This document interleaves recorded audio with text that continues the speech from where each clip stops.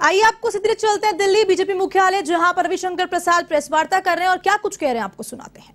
सेना की शहादत, सेना के शौर्य और सेना के बलिदान पर कभी सवाल नहीं करते और आपने उसका सबूत मांगा। ये आपने देश की सामरिक सुरक्षा और सेना के त्याग को भी तोड़ने की कोशिश की और आप देश को जोड़ने की बात करते हैं। राहुल गांधी, याद करिए, कोविड के समय में जब पूरे देश को हमारे प्रधानमंत्री नरेंद्र मोदी जी एक करने की बात कर रहे थे तो आपने क्या कहा था? लॉकडाउन से क्या होगा, थाली पीटने से क्या होगा, मोमबत्ती जलाने से क्या होगा, ये आपने कहा था ना। ये सब आपके स्टेटमेंट तो पब्लिक रिकॉर्ड पर है ना। तो उस समय तो आप देश की एकता को कितना मजबूत कर रहे थे, ये आपको समझना पड़ेगा। इसलिए आज आपसे पार्टी की ओर से सवाल पूछे जा रहे हैं कि देश की एकता को कमजोर करने का आपका रिकॉर्ड कैसा है और आप चले हैं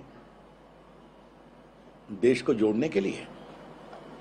तो ये जो नाटक है, ये जो छलावा है, ये जो दिखावा है, इसको देश के आगे बताना जरूरी है। मोटी बात यह है मित्रों कि यह परिवार को बचाने की यात्रा है। ये परिवार का पार्टी पर नियंत्रण बना रहे, उसके लिए यात्रा है। और इनके साथ कौन लोग खड़े हैं? जो भ्रष्टाचार से दुखित हैं, भ्रष्टाचार की कार्रवाई में आरोपित हैं और जिनकी स्वयं की राजनीतिक दुकान खतरे में है। तो अपनी राजनीतिक दुकान को बचाने के लिए वो इस यात्रा के साथ खड़े हो रहे हैं, जबकि भ्रष्टाचार के गंभीर आरोप के कारण उनकी पूरी राजनीतिक विरासत और शख्सियत कमजोर हो गई है।